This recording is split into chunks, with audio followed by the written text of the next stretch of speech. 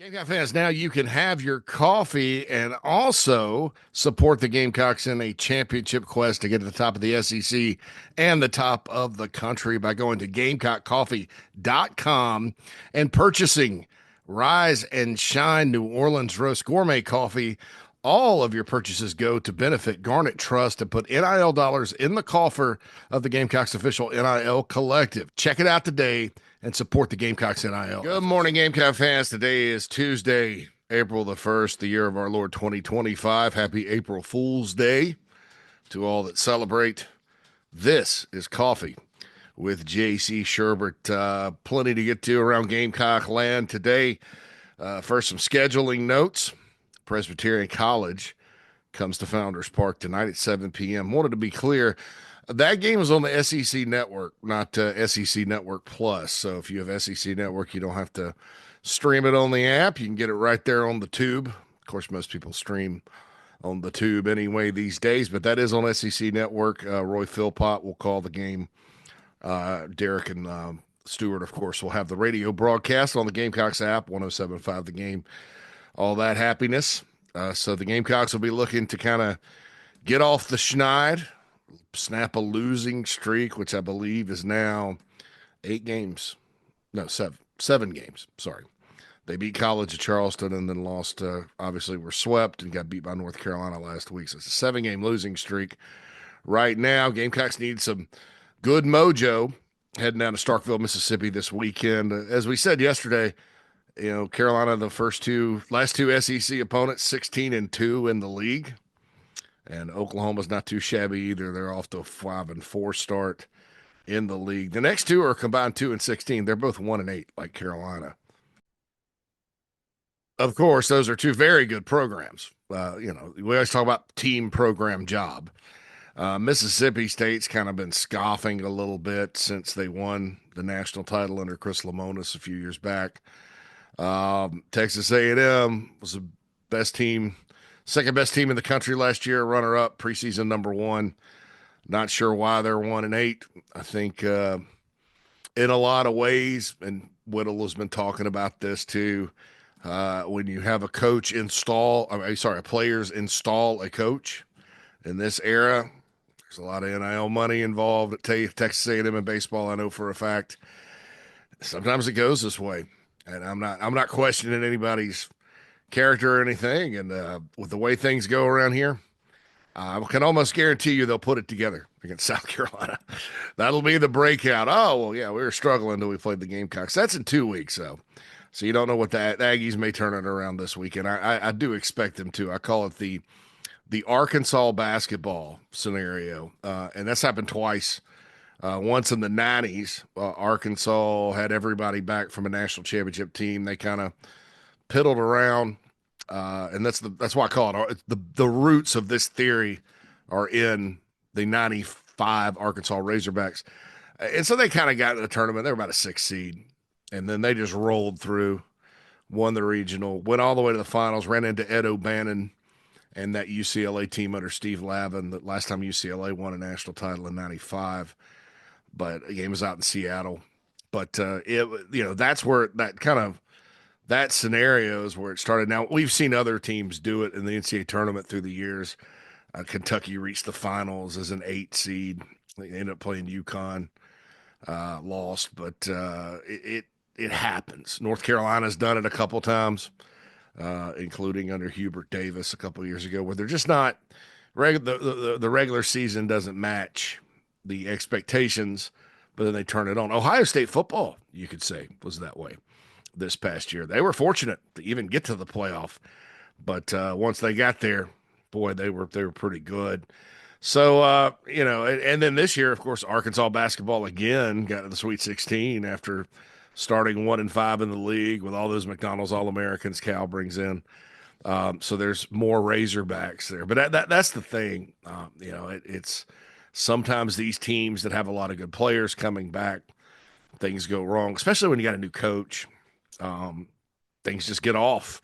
And if they get off a little bit in baseball, things just keep happening. Sometimes they snowball on you and you got to stop it. And for the Gamecocks, you got to stop it tonight before you go out to Mississippi State.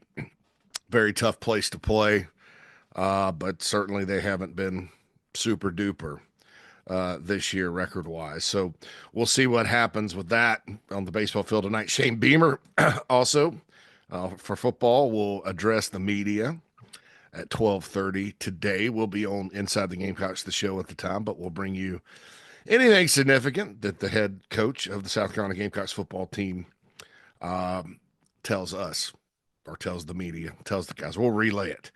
Women's basketball, the fourth game is set between South Carolina and Texas. I still don't like that. I think you should try to avoid it unless it's a championship game. But the good folks on the selection committee, probably, let's just say, I don't think they cover all their bases that well. On the men's side too. I mean, I got Auburn and Florida playing. So who knows? Duke, Houston on the other side. All the number ones made it on the men's side. Last night, UConn took Southern Cal out 78-64. So it's UConn, UCLA in the nightcap down in Tampa. Those tip-off times are as follows. Friday at 7 on ESPN, South Carolina, Texas. Gamecocks are a 4.5-point favorite. Friday at 9, UConn, UCLA. Connecticut is an 8.5-point favorite over the mighty number one overall seed, right? I think they worked very hard to give UCLA that number one overall seed.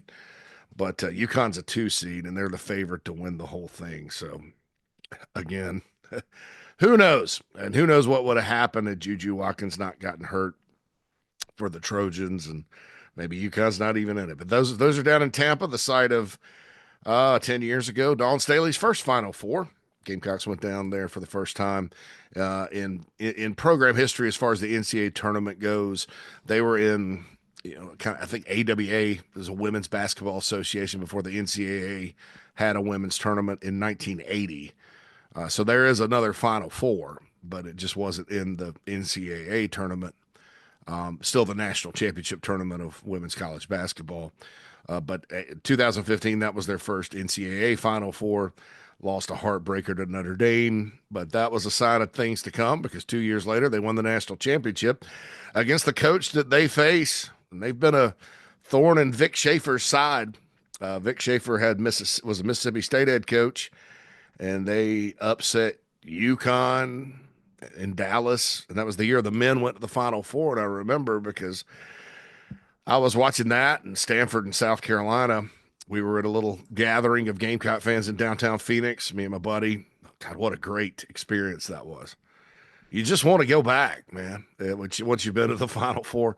And I remember watching it, and Gamecocks beat Stanford, got over the hump, and then Mississippi State beat a very good UConn team, and then Gamecocks beat them on Sunday at the Final Four to win it all. That was a interesting watch for yours truly and my buddy as well, because the Final Four happens, and you got a week to get across the country. So we booked a package, flew a charter flight out of Columbia.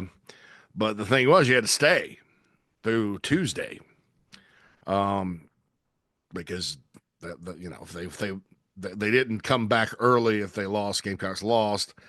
So we stuck around Phoenix and went and watched the game at an establishment on Sunday. Got up Monday, ended up heading out for the North Carolina and Gonzaga game, and watched the national championship game that year. I flew back the next day. Kind of a bummer to do that, because you especially with the way that Gonzaga game went down. You think about like, man, this is cool to be here, but it would also it'd be a whole lot cooler if the Gamecocks were here, right? All right. So anyway, that's what's going on the women's side, and certainly on the BigSpur.com, Joe Machika, Ryan Bethay are heading down to cover it. We'll talk about it all week. It's kind of weird playing a team 4 times in a season, but I mean, heck, they may as well, if Texas wins, tip it, hoop it up the next day and have a best of 5, right? But anyway, that's what it is. It's always good to beat Texas in anything, and Dawn Staley's had Vic Schaefer's number, which worries you a little bit because that means as a coach, he's due, right? He's due for a win. Speaking of 4, Meechie Johnson looks like he's coming back to South Carolina men's basketball. It's not a done deal yet, but I would call it highly likely at this point, barring any last minute snafus. Some mixed reaction about this, and I said fours because I don't. I've heard of players leaving for the portal and then coming back to their original school. Gilbert Edmond did it in football, for example. Went to Florida State, didn't things didn't work out. Came back to South Carolina, was a valuable reserve last year at edge. We're going to talk about the defensive ends / edges here in a bit, but it's I don't think I've ever heard of a guy going school A, school B, back to school A, and then back to school B. This is probably a little unprecedented. Some mixed reaction on it. I'm just going to say this: he was one of the best players, not the best, probably. I wouldn't say that they missed. I think they missed him on this past year's team, certainly based on who was on the team. I think Meechie would have helped them win more this past year, just to be honest. Was he their superstar that, when he left and went back, that everybody was, upset that he left and couldn't believe it and shocked? No, he went home. Ohio State, I'm not going to say they tampered, but it was kind of funny that, the season ends and they get a new coach in play. All of a sudden, it's like a done deal. He's gone. And keep in mind, as far as tampering goes, the collective can negotiate with an agent free. It doesn't matter if the kid's still playing, right? Why do Lamont Paris made that comment about some, and I don't know the school, some school offering Colin Murray Bulls $2.5 million and all the stupid spending. Go listen to that interview on Peter Burns. I understand some people are like, well, because they're mad that the season went like it did, and Lamont was a little defiant. I like a coach that speaks his mind. Lamont doesn't do a ton of media. We've had him on the show a couple of times. He's funny, a good guy, Gen Xer like myself. So I relate to him, but he's right. He's like, we're going to look at this market and see that the bubble burst. And he's right, because what's happening now, and I just think none of these decisions that are being made based on money right now in the transfer portal are based on any kind of longevity. All right, because you've almost got a double budget. You've got a collective budget that you have to blow. And we found out that, here in 6 days, if you don't have those signed, then you could run into some issues. Maybe have to move money around or whatever. So the prices are up. The prices are up in football too.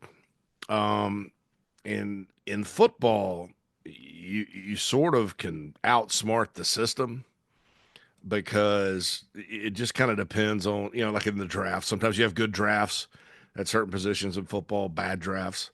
Well, sometimes you have great years at a certain position in a portal. Sometimes you don't. That's the nature of football. And you can always go find a football player. You just got to dig. And you can also, what you don't want to do is look at your roster and get greedy and say, well, we've got good players here, but we want one more or two more, and we're going to go pay $1 million. In football, you have to. There's such little game action, right? We've talked about this. It's kind of the focus of our football topic later, but there's such a little game. You're always training and working. If you don't do that, you're not going to play. And if you do play, you're going to stink. So there's so much that goes into football as far as talent maximization goes. You can get a guy, that and pay out the nose, but it's kind of wasting money if he's not just a lock sure thing. Now, when the Gamecocks hit the portal in football in the next period, I expect them to target a D tackle that's a sure thing. And they'll pay, Lenore Sellers, sure thing. They paid him. The guys on the roster. That's the challenge. In basketball, it is a free-for-all. It's a lot different. It's one of those where If you have guys left on your roster, you're either Purdue with my favorite mascot, Matt Painter does a really good job of retaining and finding guys, or you're, or you're out there getting transfers every year. And it's been that way in that sport for a long time. Even before the portal, when we all remember the transfers Frank Martin brought in, and back then you had eligible now, eligible in 2 years, whatever. Now they're all eligible and they just go. And so the market in and of itself does drive it up. Now, South Carolina's got more resources this year to go compete, but I'm telling you, and if you don't believe me, go read some of the articles that are coming out. Go look at Kevin Willard walking out the door at Maryland and heading to Villanova. A sign here locally. Gamecocks, by the way, hired a new volleyball coach from App State, but their former volleyball coach, Chicago native, so he went kind of back close to home. He took the Marquette job because Marquette is able to dribble down revenue share to sports like volleyball. South Carolina has very little because of the amount of money out of rev share football takes. It's an unintended consequence of this settlement. But if you're going to do a revenue share model that's based on selling the name, image, and likeness of your players to a television network for a television product, or to live spectators like they're performing in concerts, entertainment business is what it is. The people with the larger crowds and the people that draw better ratings are going to get more money. It's just how it is, folks. Just how it is. That's why, whatever Dawn Staley's program's getting, as far as bringing in money, they lose $5 million, but they do sell tickets and they do draw eyeballs. That's just a fact with the growth of women's basketball on television. So I say all that to say it's pay to play or shut up at this point with this particular offseason. But what Lamont Paris was saying was this isn't going to be sustained. And it's not, because you already read, anonymous quotes from SEC administrators and coaches in basketball. They're like, I don't know how we're going to continue to do this. This is, we can't spend 6 or 7 million. Will Kentucky take from football to give to basketball? Those are going to be battles. You're going to have to kind of pick your poison and all that. That's why you better have a pretty good coach. So, coaching's you can't just out-player people, right? or you're not going to be able to in basketball unless you're like a Big East school or Gonzaga. The good news about basketball is there's 300 Division I schools and a ton of players.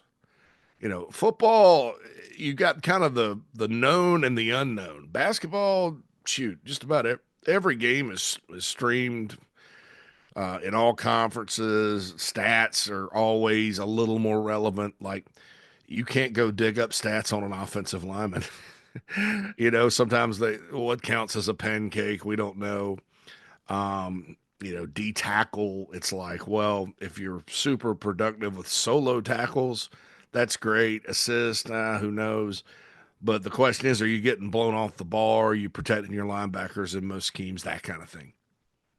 Where you're disruptive. You can't quantify that with stats. Basketball, you can. You say, well, this guy's a so-and-so percent shooter.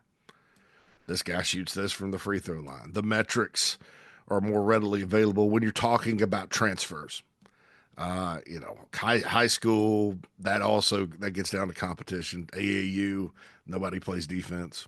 So, I look at it and think, well, you're still going to be able to compete. A lot of people are like, well, don't worry. What about the Big East schools? South Carolina never be able to compete. No, I think it's good for South Carolina because now, that you don't have certain schools are moving forward starting next off season that just, get a bunch of money in one year and go buy a bunch of players and make it hard, which is what happened in the SEC this past year with 14 teams going. So I feel good about it.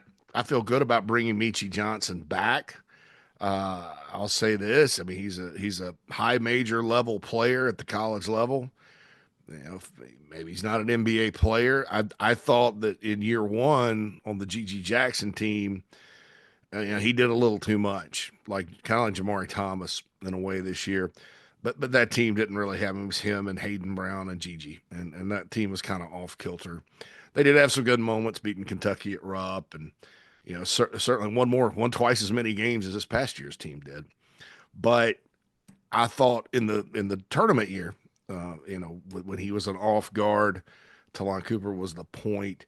Meechie would have games where he would have it, and then he would have games where he was off and not scoring. And what he did when he wasn't scoring was impressive. And I'll remind everybody at Texas A&M, these are the types of decisions that this team this past year didn't always make. At Texas A&M, the Gamecocks were beating them, and then Aggies came back, tied the game. Carolina goes Meechie's length of the court, I think, or maybe an inbound, drives down. He's got a defender on him. He could have forced a shot, been selfish, tried to draw the foul. Beautiful wraparound pass. Zach Davis just lays it in. Gamecocks won. That play was one of several where Meechie, as opposed to the first year, he was with Carolina, where he was either hot or not, could shoot you out of a game at times. That was the difference. And Mike Morgan was talking yesterday. I mean, he knows what Lamont wants to do, all that good stuff. So I think it's a good pickup, re-pickup or whatever. You can. I would say something clever like you can go home again, but that's what he did last time. I mean, he went to Columbus. I don't know. Maybe like going back to where he's comfortable, going back to Carolina. Jamie Johnson song there. Anyway, so Meechie Johnson looks like he's headed back. There are going to be more portal names. Knox from South Florida was on campus, good player. Still looking for a point guard. So we'll see what happens there. So the media press conferences yesterday with the assistant coaches, always like those. Always get some ideas from those. Really enjoyed Sterling Lucas, and I'm going to talk about him and his room right now. As far as, you got Dylan and everybody else. Dylan's the only returning starter on the front side, but you do have some players. And Sterling Lucas mentioned that they call the weight room the bully room. So the bully room, who's been doing well in the bully room? And there's some names, you look at it. Desmond Umazulu, I'll talk about him first, is a player that was highly regarded coming out of high school in Maryland, 4-star guy. They beat Ohio State on him. I'll say this about Des. He was a guy that out of Charles Herbert Flowers High School in Maryland, played inside some. They just he's kind of their guy on defense, their best player, and they moved him around. Wasn't really a real end, but he played as a true freshman in 23, got valuable snaps last year, was probably overshadowed and wasn't as productive as some of the guys like JT Gear got a sack in the sack party in Oklahoma late, and Brian Thomas Jr. certainly got some sacks. And as far as the reserve ends go, Gilbert Edmond had some good moments. But, Dez kind of came in, played his snaps. I remember one game he barely missed on a sack. But what Sterling Lucas said yesterday was this guy's made tons of gains in the weight room. And when you look at him, that's probably what he needed, is to get bigger and stronger. It's a developmental game, no matter how highly rated your stars are. And so if you can put it all together with your natural ability and you get bigger and stronger, then, there's another guy that could possibly start opposite Dylan Stewart. Now here's my thoughts on that. Here are my thoughts on that. I have a gut feeling Dez may end up being like behind the guy that comes in for Stewart when he comes off the field. I just have a feeling that's kind of. I think I still believe, although I still believe Jaylen Brown will likely be the other DN, but I can't rule out Brian Thomas Jr. because Sterling Lucas yesterday said breakout season coming. I know they love him, and I know he's undersized, but sometimes guys like that, when they get a I think it's fourth year with the program, the phrase was breakout year, and certainly was productive pass rushing in the bowl game. I still think with Thomas, third down pass rusher kind of guy. I think that's his strength. Not sure about the run. And I'll put a bow on Umazulu. I think that this is the year to really watch for him to make that next step. A lot of people ask about him because he was such a big recruiting win. I think this is the year that you can really look for him to do that based on the intel, based on the publicly available comments from Sterling Lucas. I think that's a guy. JT Gear, also is another guy. Finally healthy, flashed at times last season. And then I mentioned Thomas Jr. But Jaylen Brown, here's what's interesting about yesterday. They talked about position flexibility. Now, Jaylen Brown's an end, but he's 270. Now, they're 270-pound ends, all over the place that are 6'5". And Jaylen Brown, of course, is the incoming end from Missouri. And I think, inside track as far as the starter goes, in my opinion, like I said, with the caveat that it could be Thomas. But against the run, I think, early downs, you got a big 270-pounder that can move. That's good. Now, this was mentioned, and it's interesting because Sterling Lucas says he's got some position flexibility. He kept talking about that. And so you can slide him inside. Remember the Rabbits package under Ellis Johnson and Brad Lawing, Steve Spurrier era? They used this type of thing, because it's not going to be the same. It's not the same defense. They both run 4-2-5, but Ellis's was a lot different than Clayton White's. So what you can do is you can slide Jaylen Brown inside, match him up with a guard to rush on obvious passing downs. If you can sub, and most of the time you can sub. These days, nobody's going super fast. And then bring in Thomas Jr. as a pass rushing specialist. And I like that. I like the thought of that because that gives you an extra pass rusher on the inside. It kind of depends on who at D tackle is your pass rusher. Carolina, obviously, with TJ Sanders and Tonka Hemingway were good interior guys at rushing the passer, but we'll see sort of what happens there. I like that concept though that Sterling Lucas kind of threw out there, yesterday. So that could be what you see. You didn't see a whole lot of it last year, but you had all this depth, and when you have Tonka Hemingway on the inside, how much are you, without giving up weight, because Elijah Davis was kind of. And he was on the roster and just didn't play last year. But he was kind of that kind of guy. 280 kind of dude.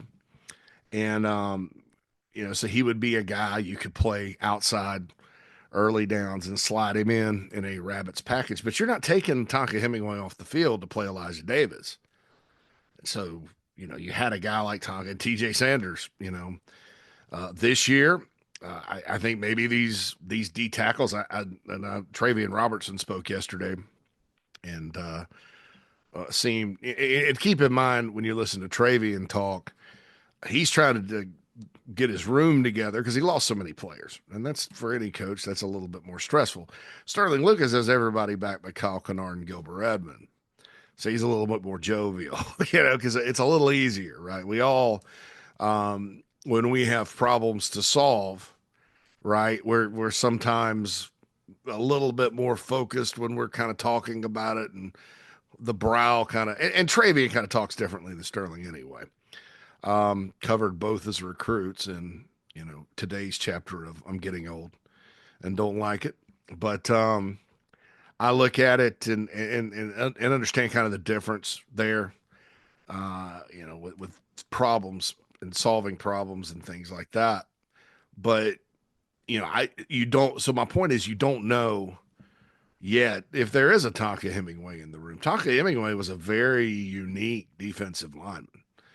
Always around the ball, good pass rusher, that kind of thing. More quick than this big guy that could stand him up. And they got a lot of big guys in the room. So when you kind of look at that Rabbits package philosophy, I think maybe Carolina could be more suited to do that this year. But, with the bully room and the weight room gains, I think that when you listen to Sterling Lucas yesterday and he talks about Dylan Stewart getting even stronger and bigger, that's exciting. Brad Crawford rated Dylan Stewart one of the top 10 players in college football. He's number 6 on his list. I agree. Dylan is one of the best players in college football, but getting him even better. And again, remember the Clowney jump from his first to second year. That was significant. Clowney went from, being a really good freshman, a player everybody's excited about, to, oh my God, in 2012. I mean, I'll never forget the Georgia and Clemson games that year, man. Carolina's taking it to Georgia pretty good. Clowney, he didn't get the sack, but he hurried Aaron Murray in that game. He jumped over a tackle. I mean, I tell you, Dylan Stewart does some freaky things too. But if you could get Desmond, Umazulu up, gear up, all these guys making gains strength-wise, all that, Carolina's going to be okay on the edge. I feel based on, intel and also the, what I heard publicly yesterday and just kind of knowing who these guys are, I feel very good about the edge position at this point. It's a long process, different positions you're going to feel good and bad about all offseason. But just hearing him kind of go through the guys, knowing what I know, hearing good news about Desmond, I mean, that means South Carolina is not going to be lacking for defensive end talent this year. Also, don't sleep on Wendell Gregory. He's very natural, and again, weight room for him, I think is very important. He's kind of my sleeper, natural pass rusher. And Sterling Lucas mentioned he could also stand up and play linebacker at times. So there's position flexibility there. And then, of course, you have the 2 freshmen, Anthony Addison from Sumter, and then Jaquavius Dodd from Eastside, 2 in-state DNs that have very bright futures. Addison's floor is higher than Dodd's. Dodd's ceiling is higher than Addison's. They both, I think, in time are going to be pretty good. So you look down the road, that's something to get excited about. And then you got a lot of targets at defensive end for 2026 as well. Don't forget, Inside the Gamecocks, the morning show coming up. Alex Jones with the Gamecock smorgasbord today, and then Phil and I will be along. Going to kind of plow through quarterback recruiting a little bit. Phil and I, sometimes we do an outline, and then we take it where it may. If you're a club chief member, you can get and communicate with us in the Nana Sports chat box for all 4 hours of the super stream. It's $4.99 a month. You can sign up right here on the YouTube channel to subscribe. But we always invite you to subscribe for free, like and share this video. Don't forget GamecockCoffee.com to support NIL, and also PalmettoGolfing.com. Palmetto Golfing Belts. They're running a sale right now, folks, so you can get your stuff ready to go. This has been JC Shurburtt with Coffee. Have a great Tuesday, everyone. Holla at you soon.